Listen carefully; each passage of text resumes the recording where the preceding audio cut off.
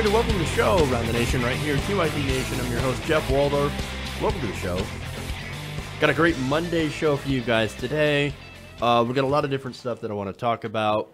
Also, super exciting news. Before we go over the breakdown of today, I do have an interview later today with Paul Clements. So for those of you who are unfamiliar with him, he is running against Fred Upton here in Michigan. He's running against him as a progressive on a very progressive platform in the 6th District here in Michigan. So that's going to be a fun interview. We'll talk about that. We're going to try to stream it for patrons only. So patreon.com/TYTNation. So you'll get access to it, and then later on, I'll release it to the public tomorrow. Speaking of tomorrow, I will not be here. I've got some things I need to take care of. So unfortunately, I won't be here on Tuesday, but Wednesday, we should be back with another show, hopefully with Ron Placone. So we'll talk about the DNC fraud lawsuit being dismissed and why. So even if Ron's not here, I still want to talk about that because I think that's pretty relevant news. So we'll talk about that. As far as today, we have Hurricane Harvey and some price gouging. We've got a couple of news articles about the State Department. One about the State Department specifically, the other about Rex Tillerson. Is he on the outs? That's a very interesting story. We'll talk about that. Then we've got militarized police. They are back. And then Ivanka Trump, Jared Kushner, are they on the way out? Also, very interesting story. And then we'll talk a little bit about Pat Robertson and what he's really about. So, in case you didn't already know, I'm going to break it down even further to show you what a despicable human being Pat Robertson really is. So, stick around. That's the stories we got for today. Stuff that, honorable mention, I guess. Joe Arpaio, he's back, and he may be running for Congress. And guess who he's could be running against? Jeff Flake. There's a reason he got a pardon, so we could go after Jeff Flake. So that's going to be very interesting if he decides to run. And to go in that direction, oh boy. Politics getting super interesting. All right. Now, before I start the show, really get into the stories, I do want to thank some patrons. We've got Troy, Michael Leone, Harry Hightower. Let's get some more in here. Find some more patrons to thank who help out the show. We have, let's see, David Blair, Zach Sewell, Jose Gamaldas, Brian Cartier, Carrie Hawkins, Michael Gregory, Jasmine Mann, Michaela Isorn, a few more here, Michael Miller, Diego Rosario, Erica Antillion, Richard Magnuson, and Peter Lund. So thank you to all of you who support us on Patreon, patreon.com/TYTNation. You help the show continue to go and to grow. So, all right. Let's do one more thing. Make sure to, if you're listening or watching, I should say, rather on YouTube, because we actually do two different streams. We do a internet radio stream over at FYI Nation, and then we do the YouTube thing. So if you're listening on, if you're watching on YouTube, please like and share the stream. So get as many people as you can to watch it, because that, again, that only helps the show. And if you want to actually, like if you want to help the show, or if you want to communicate with the show, you can use the super chat, which does both, or you can use the hashtag TYTNation on Twitter to send me messages throughout the show, and I will read them on air. So that's super cool. All right, everybody, let's go. Let's get into the stories. And we'll start out with Texas.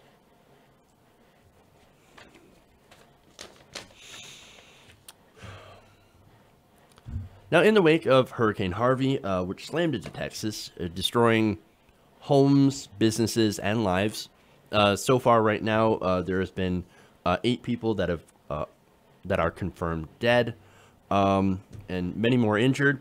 A lot of property destruction, a lot of flooding that's still going on. In the wake of all that, there have been a lot of organizations and groups that are now getting together to try to chip in to help out in the aftermath. Okay. Now, that includes charities and even large corporations that have decided to chip in millions of dollars in relief funds. Okay. Now, they include companies like Amazon, Google, Walmart, Aetna, Caterpillar, even ExxonMobil. Okay.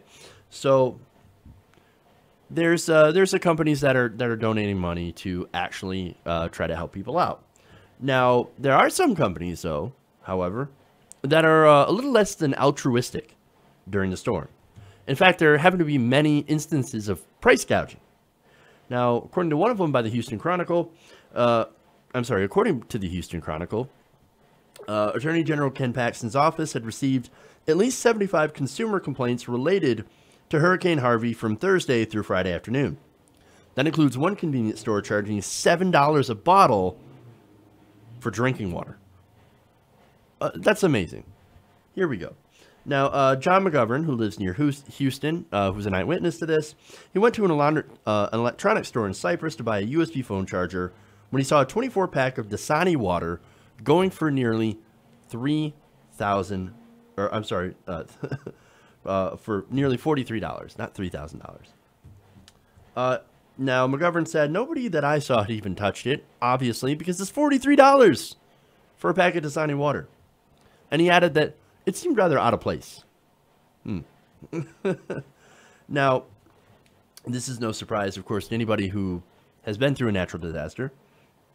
And it's actually so prevalent that even Texas, libertarian conservative Texas, decided to pass a law against price gouging if the state is under a state of emergency, which happened on Thursday.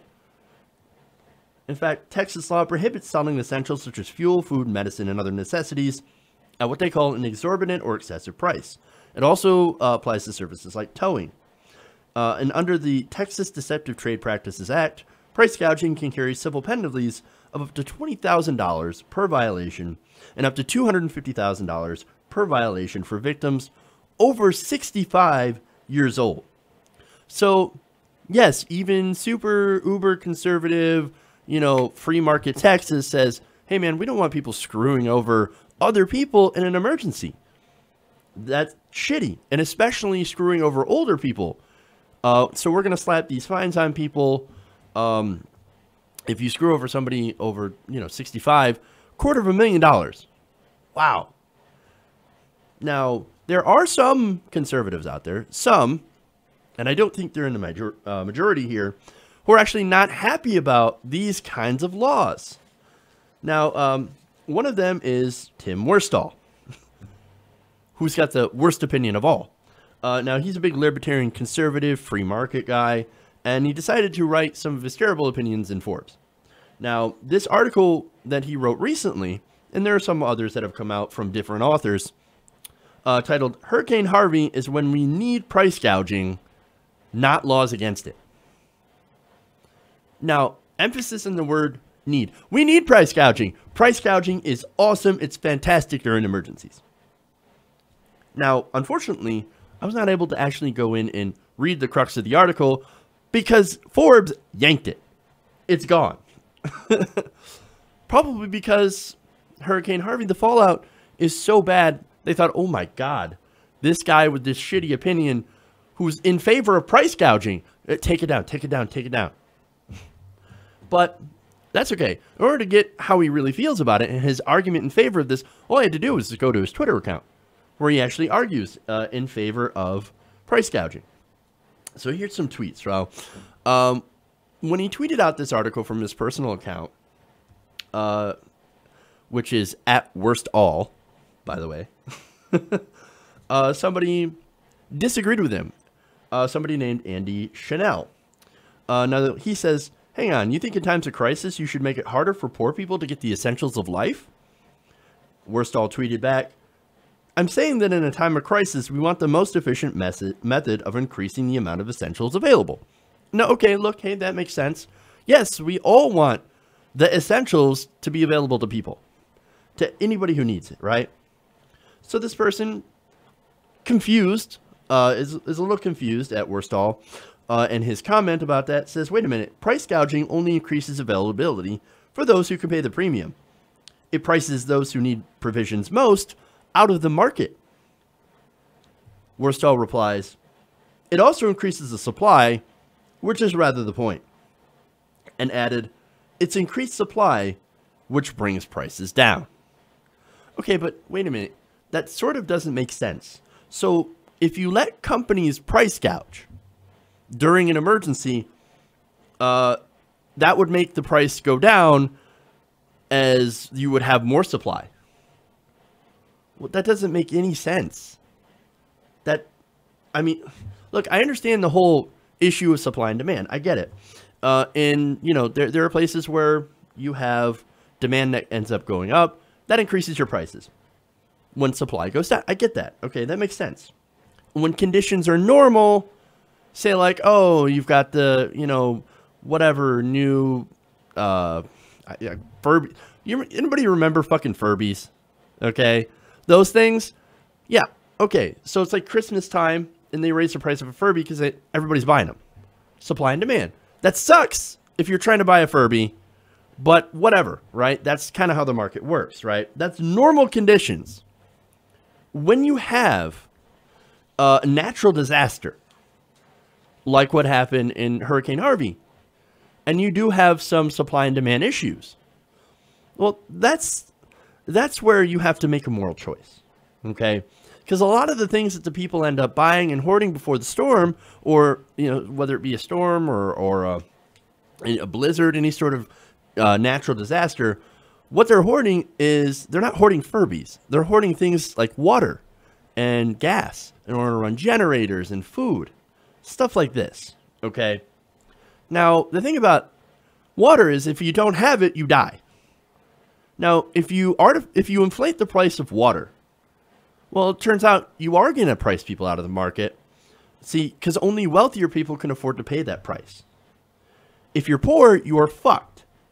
And most likely, if you are still there during a storm or during a natural disaster, and I see a lot of this, like, oh, well, if you don't want to be in the path of the storm, then get out of the storm. Well, a lot of these people are poor. Sometimes you don't have transportation, and even if you do, where are you going to go? You can't just go up in a hotel room. And look, most likely, all your possessions, that's all you have. And you cannot go out and afford to replace all those possessions. So, a lot of these people, they don't have a lot of options. Now, there's another argument that they use, people like Worstall, they talk about risk. Now, I understand that as well. Yes, it is risky to bring goods to those areas to increase the supply. And they say, well, since any business exists to make a profit, you've got to make it profitable enough to mitigate the risk of supplying areas, especially after a natural disaster. Totally understand that, right? If you've got a company, I get it. You know, yes, profit is definitely consideration, right? But see, this is where it's not just a business issue, but in situations like these, it's also a moral issue. There are times where you have to forsake a little bit of profit in order to do the right thing. In today's world, unfortunately, that seems to be rather unheard of. But that's why you have laws like Texas, where you say you cannot screw people over during a time of emergency.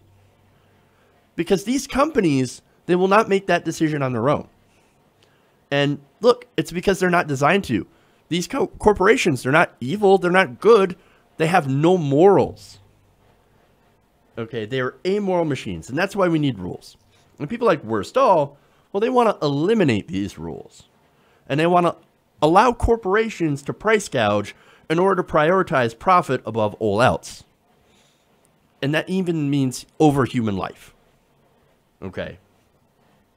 So, and look, they know that if there's little to no profit in doing something, the companies will not do it.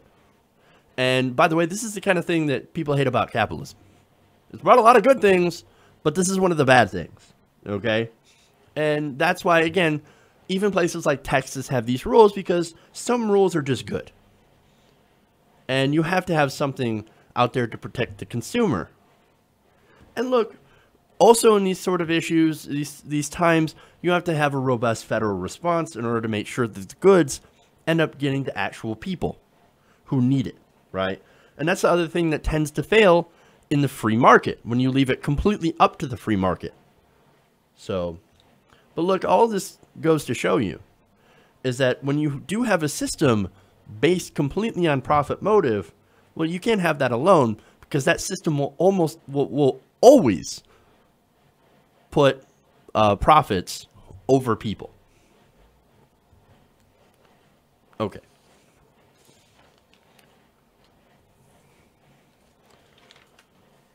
So there's that. Let me take a quick 1-minute break here. I've got a couple of things to take care of, and then we'll be right back. Stay right here.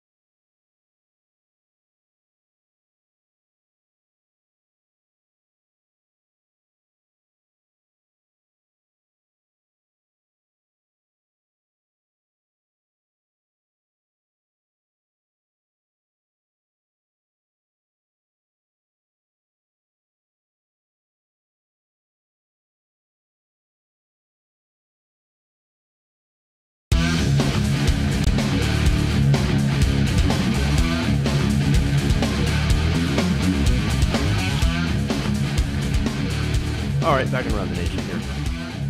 Let's see. Are there any tweets? Okay, no. Let's move on. Next story to, let's go to Rex Tillerson.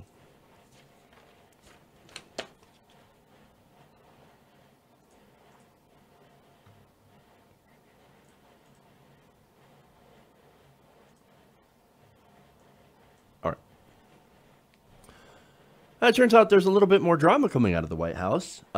Big surprise. This time it's between Donald Trump and his Secretary of State, Rex Tillerson. Now, this is according to officials inside and close to the White House.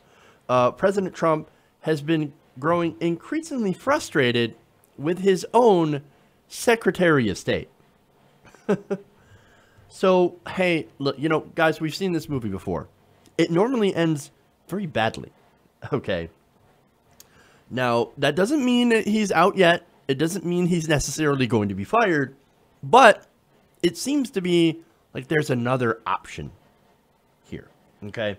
Now, recalling one recent incident, a source said that Donald Trump, after returning from a meeting in Afghanistan, went after Tillerson for essentially being the establishment. Quote, Rex just doesn't get it. He's totally establishment in his thinking. And what we know from Trump, apparently he's not a friend of the establishment, right? Or so he claims. Now, there's more. Now, this is according to Axios. Trump administration officials cannot get their heads around why he still doesn't have political appointees in top roles at the State Department. They know he's reorganizing the agency, but can't fathom why he's allowed crucial jobs to remain in the hands of staff whose diplomatic stature is diminished because they're simply acting in the roles. So he's not filling it with qualified people, okay? Now, of course, look, why fill it with qualified people if you're going to fire them later? See, the Trump budget has the State Department cut by over 37%, okay? So why hire people if you're just going to have to fire them because you don't have, money to pay them, okay? Because they don't plan on paying them.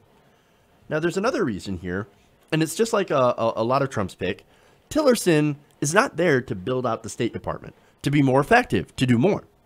He's actually there to essentially shrink and eliminate the agency, to dismantle it, while turning what's left of it over to nothing more than a promotional video, or not promotional video, but a promotional agency for oil and gas. So, now look, Hillary Clinton, look, when she was at the State Department, she used the State Department to go and push fracking on other countries. So, this is what Rex Tillerson, his ultimate goal is to say, well, I was a former CEO of ExxonMobil, and when I'm done with this, I can go back to being the CEO of ExxonMobil. So what I'm going to do is I'm going to push oil deals while I'm here. And specifically, oil deals with Russia. Now, like I said, I criticized Hillary Clinton for that, so now I'm criticizing Rex Tillerson for that as well. Because he's not only doing what Hillary Clinton had done, but with oil and gas, but he's actually trying to do that on steroids. And that's what he's there for. And there's more. Tillerson also contradicted the president's response on recent tensions over Qatar. Trump attacked Qatar for funding terrorism at a very high level and supported the Saudi-led blockade. Now, if there's one rule out there, it's don't go against Donald Trump. Do not contradict him. Now, Tillerson also argued against the White House's financial sanctions against the dictatorial regime in Venezuela. Now, these sources also pointed out to the influence on Tillerson of a man named Tom Shannon. Now, Tom Shannon is a top state careerist who seems to be an expert on Latin America. Sources close to the president view Shannon as a rogue force who, in their view, naively puts too much faith in diplomacy at the expense of hardline actions like sanctions. So, not only that, but of course, Tillerson opposes Trump on what to do with Iran. He says... they say that Tillerson keeps recommending to Trump that he recertify Iran's compliance with the nuclear deal. Trump, of course, has made statements saying, I want to rip up the Iran deal, and I'm okay with going to war. So let's go to war with Iran. Now, all that stuff is important, but I think the biggest factor here is Tillerson's response to Charlottesville, of all places. And I want to show you that video. This was on Fox News Sunday. Let's take a look. Does that make it harder for you to push American values around the world when some foreign leaders question the president's values? Chris, we express America's values from the State Department. We represent the American people. We represent America's values, our commitment to freedom, our commitment to equal treatment of people the world over, and that message has never changed. And when the president gets into the kind of controversy he does and the UN committee responds the way it does, it seems to say they begin to doubt whether we're living those values. I don't believe anyone doubts the American people's values or the commitment of the American government or the government's agencies to advancing those values and defending those values. And the president's values? The president speaks for himself, Chris. Are you separating yourself from that, sir? I've made my own comments as to our values as well in a speech I gave to the State Department this past week. I'm just not going to say anything about the president's values. Oh, well, he can speak for himself. I've already spoken for myself. I'm not going to defend him. Are you asking me to defend him? I'm not going to do it. I'm not going to do it. I made my own statements earlier. That right there is what we call a cardinal sin. You failed to defend Donald Trump. And you know, look, we know Donald Trump, he was watching. He watches all this cable news, okay? And if you don't defend him on TV and you're part of the administration, you might have a little bit of a problem. And that alone isn't enough to guarantee that he gets fired or so that he's pushed to resign or anything. But you take all the other little things and you add them up together and lump them in with this? Oh, man. Now, of course, look, the White House denies there are any problems. No. Tillerson and Trump get along beautifully. In fact, they work together so wonderfully, and they're going to do great things together. They're going to make America great again. But look, how many times have we heard that? This is your normal song and dance that you hear from the Trump administration. Like, how many times have we heard that? Oh, no, Reince Priebus and Donald Trump, President Trump, they get along beautifully. What are you talking about? And then he's out the next day. Or Sean Spicer. Oh, no, Spicer insists he's staying on. It's not going to change. Oh, look at that. Spicer's gone. He's now among the bushes. We've heard this before. So I'm just putting it out there that that's certainly a chance that Tillerson is on his way out. We'll see whether or not that happens. But if you're asking me for my opinion, I think he's on the way out. And look, I think a lot of people in the White House don't give a fuck anymore. And they're just slowly making their way towards the exits. We'll see if I'm right. Okay. More stuff at the State Department, by the way. A little bit more drama going on here.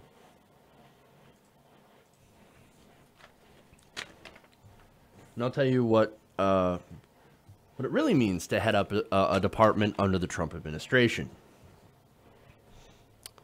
Now, on Friday, 2 State Department officials announced their resignation. Now, this is Tracy Ann Jacobson, who is a career Foreign Service officer responsible for overseeing U.S. policy at international organizations, including the UN, told her staff that she would continue her post until early October, but decided also she was going to leave. So she's staying on until October, but she's not the only one. You also have William Rivington Brownfield. Now, he is the U.S. Assistant Secretary of State of International Narcotics and Law Enforcement Affairs. Now, he also told his department that he would be gone by the end of September, according to this same report. So there's 2 high-profile exits, and this comes 4 months after Brownfield's wife, Christy Kenny, also, who was one of the most senior Foreign Service officers at the State Department, also resigned. So that announcement, their announcements in total, follow a steady stream of other State Department departures since Trump took office. Now, The Hill reported that foreign policy professionals have either been leaving on their own or being pushed out over growing frustrations with an administration that seeks to drastically cut funding to the department's budget. Well, that was interesting. Start that again here. Now, The Hill has reported that foreign policy professionals are either leaving on their own or being pushed out over growing frustrations with an administration that seeks to dramatically cut their funding to the department's budget by as much as 37%. So, look, that is fairly clear that this is... Look, I believe that this is what they wanted of the State Department. They're like, yeah, go ahead and leave so we don't have to fire you later. We're already going to cut your budget. 37%. We're paring down the State Department. So, great. The more of you, the more that leave, the better. Okay. Now, what's interesting here is that the State Department does some very important things. But since, and here's my little theory on this, Hillary Clinton once headed the State Department. Donald Trump hates Hillary Clinton.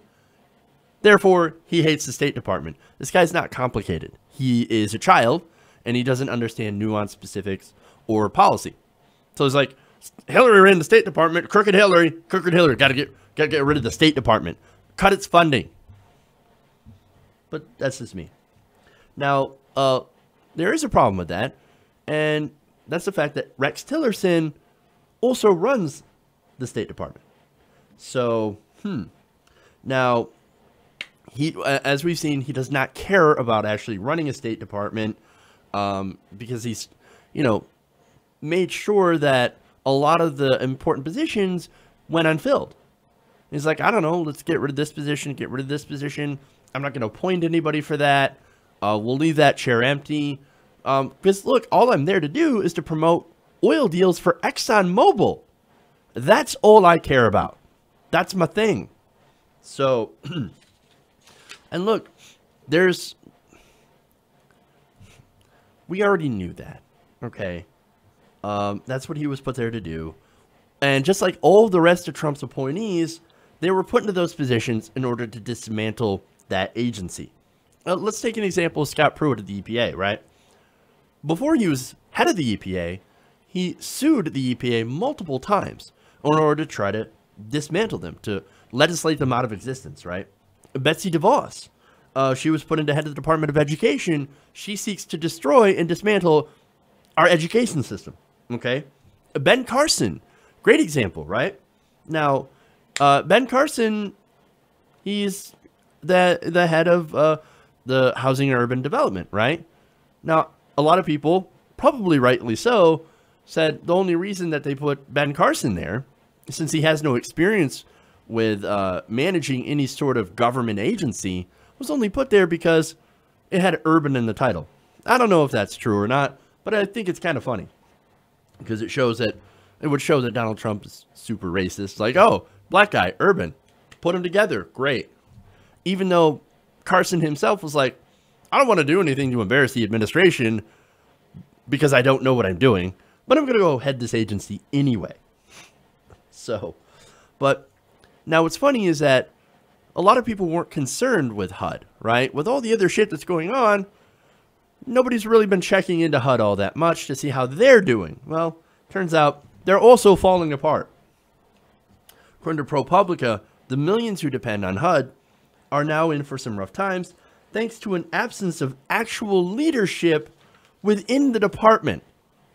They wrote, to the extent that the new leadership was providing any guidance at all, it was often actively discouraging initiative on the part of employees. So wait a minute. So they're not doing anything other than saying, you should do less. Shortly after the inauguration, a directive came down requiring employees to get 10th floor approval for any contacts outside the building, professional conferences, or even just meetings with other departments. So let's fight big government bureaucracy by creating more big government bureaucracy inside of our bureaucracy. Now everything has to go to the 10th floor. Yeah, that'll work.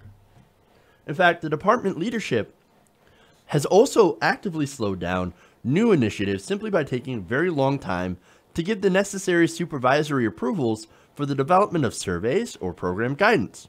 In some cases, this appeared to be the result of mere negligence and delay. In other cases, it appears more willful. More upsetting for many ambitious civil servants than the scattered nays coming from up the 10th floor, though, was the lack of direction, period. Virtually all the top political jobs below Carson remained vacant. Carson himself was barely to be seen. He never even made the walk through the building customary of past new secretaries. One career employee said, quote, "It was just nothing. I've never been so bored in my life. No agenda, nothing to move forward or push back against. Just nothing."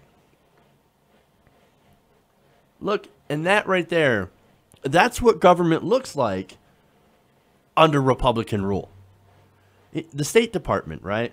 Back to them. They're doing everything that Trump wants them to do, which is basically nothing. That is the same with all these other departments. They don't want them to do anything. And look, that's because they don't believe in having them doing anything. Look, some of you might be like, good. That means you're draining the swamp. Shrink government. No, but what they're doing, what you're actually doing, is that you're helping to get rid of vital services and initiatives that actually end up doing important things in making the country actually work. And sadly, unfortunately, nobody's going to realize that until it hits and affects something that benefits them. And I guess that's the saddest thing of all. Okay. So let's move to more big government under the Trump administration, and it has to do with the police.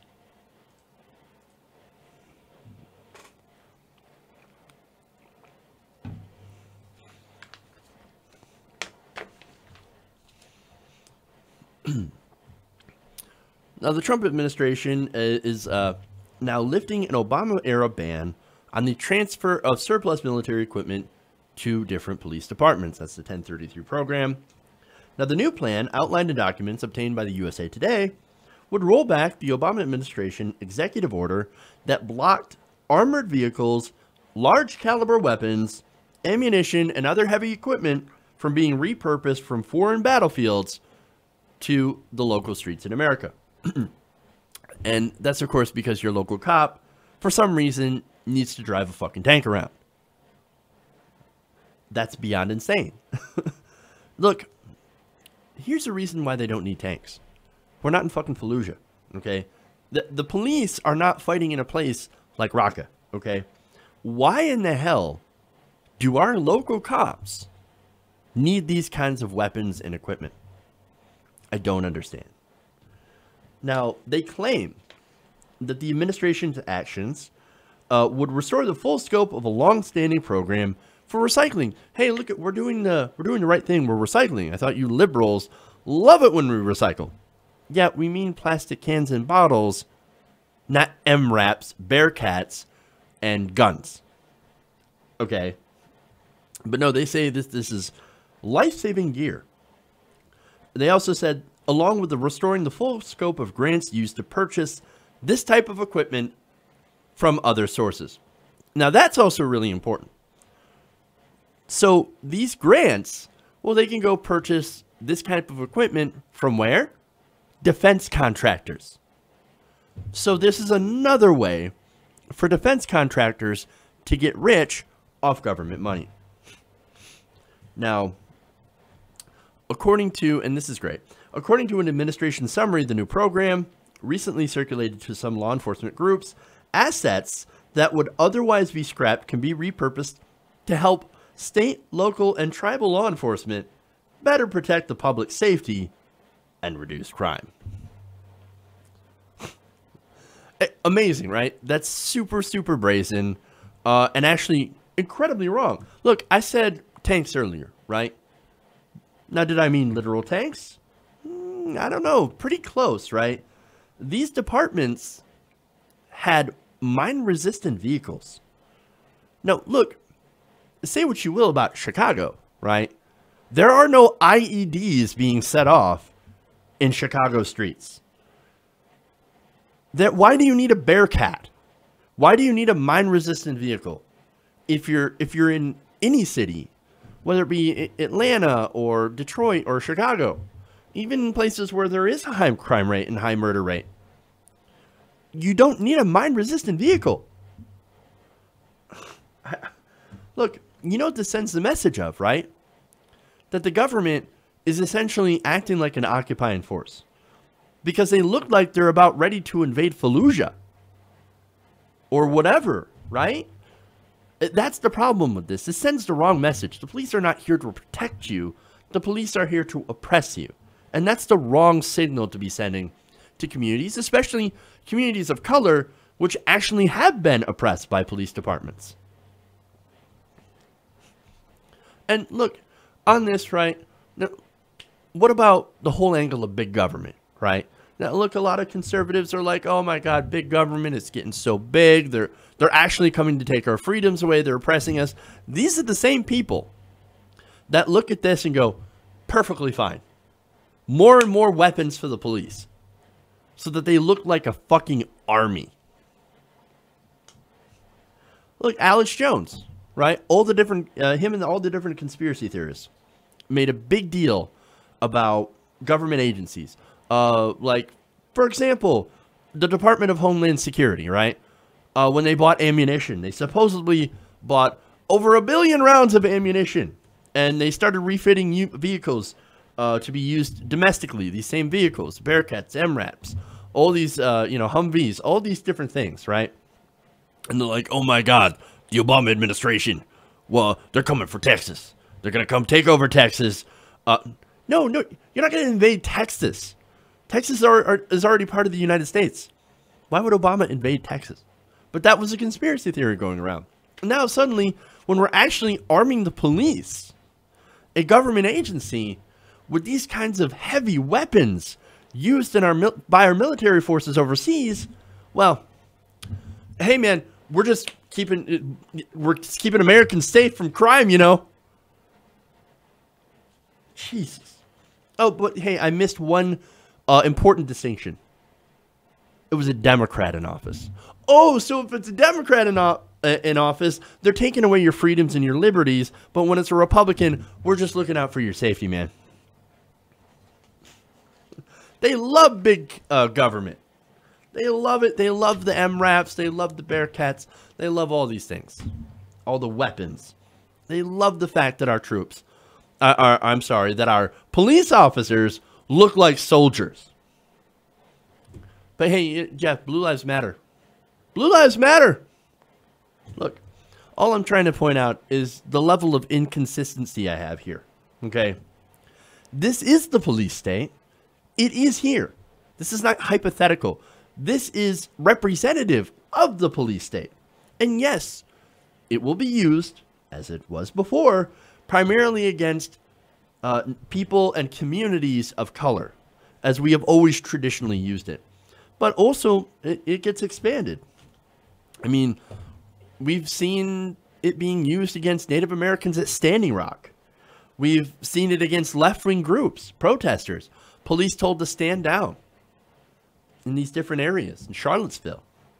So, look, anytime you have a protest or a march, well, now you better be prepared for these police departments to go out there and intimidate them with these weapons, to intimidate them out of practicing their First Amendment rights. Okay? And this is despite arguments being used against having this equipment be given to our police departments. In fact, while Obama was debating ending the 1033 program, which he ultimately did, he actually got a lot of opinion from police unions and groups, but also police departments themselves. Now, a lot of groups ended up arguing in favor of this. However, you had some that didn't. Now, this is the Task Force on 21st Century Policing. Now, this is chaired by a former Philadelphia police commissioner named Charles Ramsey, and you'll also have Lori Robinson, who's a former assistant attorney general. Now, they had called on law enforcement officials to, quote, minimize the appearance of a military operation when policing mass demonstrations. And they also said that they need to avoid using provocative tactics and equipment that undermines civilian trust. Well, unfortunately, that is over in this world because they claim that much of the equipment provided through the 1033 program is, quote, defensive in nature, that protects officers in active shooter scenarios and other dangerous situations. But, again, look, they're using this on peaceful protesters. They pull up, and we saw this during Ferguson. They pull up in these giant, tank vehicles, right? Treaded vehicles with guns, sniper rifles, pointed at peaceful protesters who don't have weapons. I don't know what you call that, other than occupying force, other than trying to intimidate people out of their rights. That's what we're doing here in America, okay? And they're continuing to do this. That's not defensive in nature, okay? Now, according to USA Today, they claim it's defensive in nature just to protect our officers, right? But some of the previously banned equipment that may be brought back includes tracked armors vehicles, bayonets, and grenade launchers, as well as aircrafts, wheeled tactical vehicles, mobile command units, battering rams, and riot gear. Now, look, some of those I can understand, right? But, look, you can decide whether or not a grenade launcher is defensive in nature. I'm pretty sure you'll come up with the same conclusion that I have. But for me, look, this is fair. This is pretty clear, right? The police state, it's back in action. Not that it really left all that much, but now under President Trump and his supposed law and order, it's going to get much worse from here. Okay. We got a couple more stories here. Let's move on to Jared and Ivanka.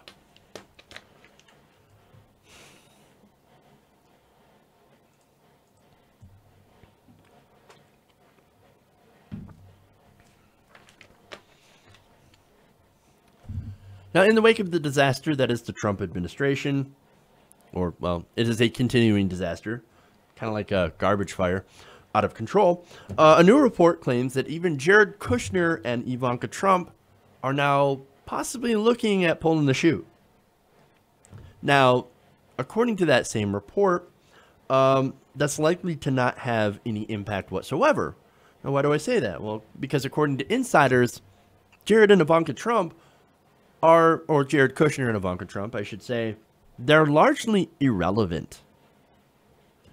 Now, one veteran Washington insider told Vanity Fair that the president's eldest daughter and son-in-law lacked the self-awareness to sit on the sidelines until they learned what they didn't know about their new positions of power and influence. So, since they didn't learn and don't know what exactly their power is and what influence they have, they've just been doing really bad at using that influence to do anything, to get anything done. They're just basically waltzing and going, hey, let's do this, let's do that. Who the fuck are you? No, you don't know me. You haven't made any connections.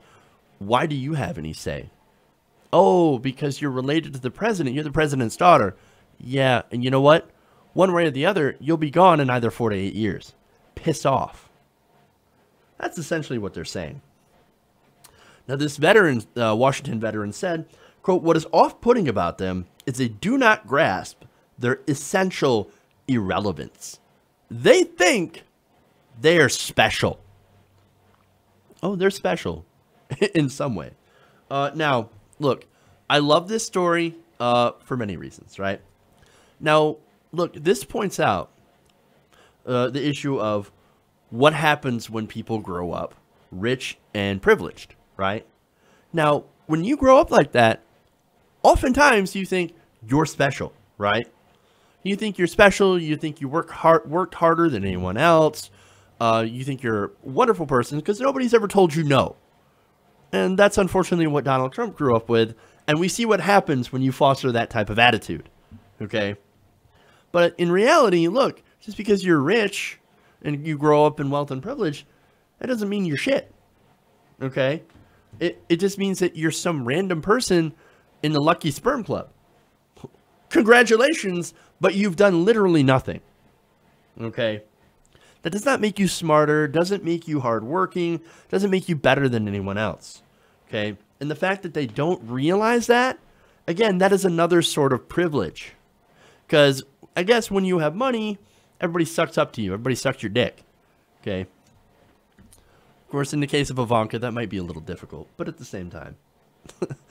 Now, according to that same Washington veteran, though, they do have a bit of privilege in the White House, although they have that. West Wing advisors reportedly mock Ivanka behind her back and call her, quote, Princess Royal. Well, that seems appropriate, right? They know that Ivanka didn't earn her spot. She's not a policy expert. She doesn't bring anything to the table. She has no role other than to promote the Trump brand. And that's it. And ironically, that same brand is failing because of the unpopularity of the Trump name. Now, speaking of Trump, right? Now, this same guy said Trump is emotionally dependent on his son-in-law and his daughter. But they can't do anything for him. All they can do is make him feel better about what his life has come to. It's almost as if, according to this guy, Trump hates being president. I wonder why. Now, it gets even better. Now, of course, when living in New York, as Democrats, as Jared Kushner and Ivanka Trump were, also with their father, they made a lot of connections in New York. They made a lot of friends. Well, it turns out some of these friends are no longer friends, and actually also spoke to Vanity Fair. Now, according to a couple of former friends from New York, the couple seems to have both been surprised and disappointed about their reception in Washington. Apparently, it wasn't exactly what they had expected, coming from that place of wealth and privilege. One former friend said Kushner has traded up to a higher powered circle that included other administration officials as well as Saudi royalty. Another New York friend said, I haven't had anything to do with them since they moved, and it's because the day that man gave an inaugural speech, what am I going to say? What the fuck is wrong with you? Sources also suggested to Vanity Fair that the two plan on leaving the White House at the end of the school year in 2018, although one friend said the couple wasn't planning that far ahead. One influential Republican donor also chimed in and said when they decide it's more important to protect their own and their children's reputation than it is to defend their indefensible fathers, that's a sign the end is near. And so far we haven't seen any of that. Ivanka and Kushner were both fairly silent on Charlottesville, and apparently, as we can tell, her influence on her father is incredibly limited. Now remember, she was put there to be, or she said, oh, I'm only there so I could moderate my father's opinion. I'm a moderating voice. I'm a pro-LGBT. I'm pro-feminist, right? Well, look, so much for being a moderating voice. He just banned transgender people from the military. It is now official. He's actually signed the orders. So anywhere is up to the 15,000 active duty members in the military that are transgender, they're out of luck. Now they got to figure out how to get those people out of the military. Screwing over people who, of course, chose to serve their country. Now they're unable to because of their LGBT status. Not only that, but look, Kushner says, hey, man, I want peace in the Middle East. Well, how's he doing on that? Not very well. The Trump administration, Donald Trump himself, they've been looking for excuses to attack Iran. Where's the moderating voice? No, she is useless in her position. Kushner is useless. And look, the only reason, as I said, they're there is to promote the Trump brand. And because this is just a huge example of nepotism, right? And everybody knows it. Everybody in the administration knows it. And that's why all these insiders call her Royal Princess. Her Princess Royal. Because it's a joke to them. And it's a joke to the American people. She should not be there. And so look, if they leave this administration, it actually might end up being the smartest decision they've ever made. Not to say they will at any point.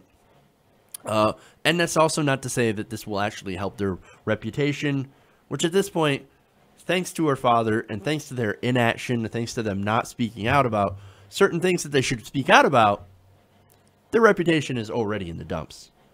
So, like it or not, I think they're going to end up going down with the ship, whether or not they try to abandon it early. So, we'll see what happens. Okay. One more. Let's go to Pat Robertson.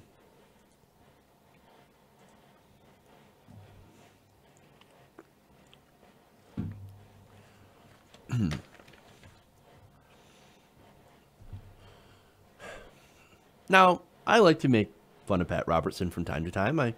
To me, he's a kooky old religious fart that says controversial things and should rightly have 3 viewers like total. Okay?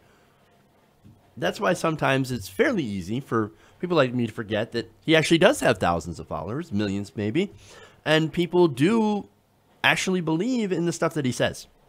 Things like, oh, I can heal you from the TV, or you got demons in your house, in your sweater, you know, all this different stuff. Or if you give me money, I can heal you, right? I can make your problems go away because I've got this direct line to God, or something similar, right?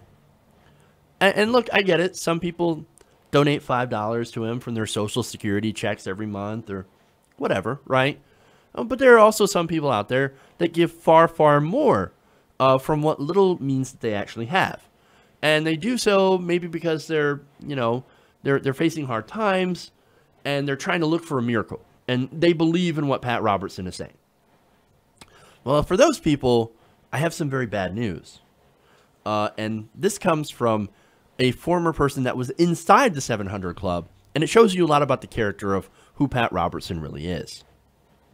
Now, speaking with writer Tara Isabella Burton for Vox, former 700 Club producer Terry Heaton explained the culture that surrounded the popular televangelist TV show as it grew to prominence in the 1980s and 1990s.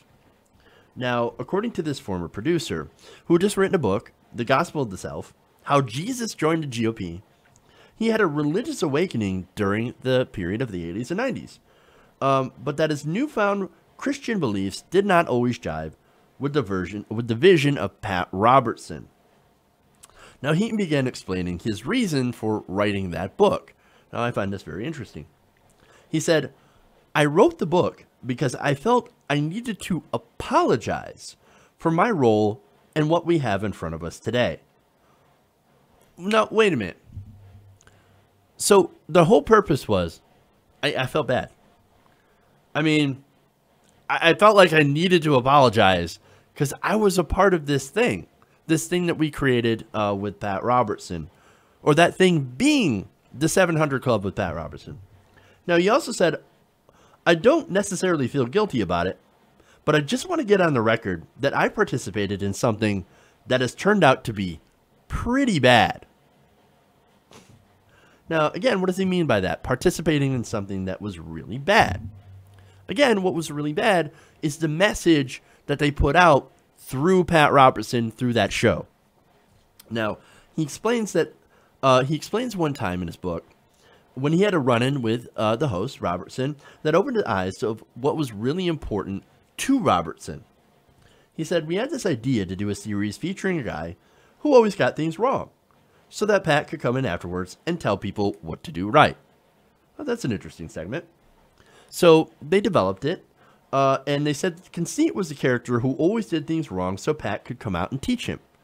The pilot was a guy who was constantly losing money because he was trying to give his way out of debt.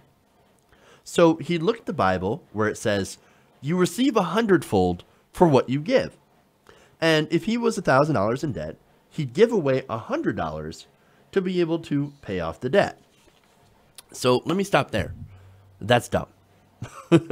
Look, I know. The Bible wants you to give to poor people, and I totally agree with that. Yes, we should give more money to poor people. But the way that they did that, interestingly enough, in the Bible, kind of played on a little bit of people's greed, right? So, oh, hey, if you give money to the poor, you're going to get it back. But you're going to get much more back. Well, look, that sounds less like a biblical story and more like a Nigerian prince. In fact, I would think that Nigerian princes, they took a look at that and was like, I got an idea for a scam. Now, not to say the overall idea of giving, wealth to poor people is bad. I think it's great. But it just wasn't very well thought out. But hey, you can't expect too much from people who were living 2,000 years ago. Am I right? Now, back to Heath. Now, he pitched that segment to Robertson, who made a face and bluntly told him, you put that on the air, and you're going to cost this ministry millions. Now, again, that segment ended with that guy saying, oh, I give all this money to the poor, and I'm in debt, but I still give my money to the poor. I'm supposed to get it back, right? And at the end, he turns to the camera and says, what am I doing wrong, Pat? What am I doing wrong? Now, everybody at the studio thought, oh, my God, that's a brilliant message, right? That's brilliant. We'll go with that, and then we'll have Pat explain what you're actually supposed to do. Robertson said, no, that's going to cost us millions of dollars. You know why? It's because they're not going to give to me. They're going to give to other people, poor people. We want all that money to go to us. That's the thing. I mean, what do you think we are? A ministry, an actual church? No. Turns out we don't care about the Bible at all. What we care about is getting more and more money. Follow the money, Lebowski. I'm not in this to help you. I'm in this to help me. And of course, since the show was not really about the Bible, well, they ended up having to cover other things. And again, that was an admission that it's not really about what's in the Bible, because he flagrantly ignored that in order to make more money. So to cover up for that, they instead went to, well, you guessed it, sex. They went to sex. Now, he says, quote, "It turns out that abortion, gays and lesbians, and birth control, they're all about sex. Sex, more than everything else, scares people who want their children to be safe and to live in a sanctified world." I don't want to overstate that, but it's the truth. And not only did they focus on fear and sex, or fear of sex, or sex and fear, right? They also pushed Republican Party talking points. He said what we gave them was Republican Party politics. We had an explanation for all their fears, and it was the lack of personal responsibility. Big government, people trying to take from you what really belongs to you, which again I think is basically built on fear, and the whole worldview he summed up in 2 words: self-responsibility, self-responsibility, self-responsibility. He said all those things worked very well with the type of Christianity we were preaching. And look what they preached. Happened to work very well with the Republican Party. And it worked very well for certain politicians. And it worked very well for televangelists. But even though it worked well for them and their pocketbooks, it turns out it's not very godly. And they would use certain passages, for example, to push a certain agenda. For example, they would go back to Leviticus and talk about how being gay is a sin. It's a sin to lie with another man the same way that you man would lie with a woman. However, in that same book, a few pages later, they would talk about how it's equally as bad to eat shellfish. And yet at the same time, nobody walks around protesting Red Lobster. So that's the selective outrage. And all those rules, all those old arcane rules, by the way, were supposed to be nullified by the New Testament, the return of Jesus Christ. And speaking of Jesus, right? Jesus had some opinions on current events or things relating to current events that don't exactly jive with the Republican Party's positions on policy. For example, immigration. Jesus teaches you, if you read the Bible, that you treat the immigrant as if it's your neighbor. Or it's easier for, and this will apply to Pat Robertson, it's easier for a rich man to get into heaven than a camel to go through the eye of a needle. Which basically means rich people do not get into heaven. It is very, very difficult for them. He also said, if you want to follow me, you need to give up all your possessions to the poor. That's the only way that you can actually follow me. But then, you know, look, here we have multi-million-dollar pastors, Pat Robertson, Joel Osteen, Creflo Dollar. This is the guy who tried to get his flock to buy him a private jet. Let me ask you something. What does God need with a private jet? What does God need with a starship? Okay. Look, these people, they are not Christians. What they're doing is that they're taking advantage of people who are Christians in order to get rich.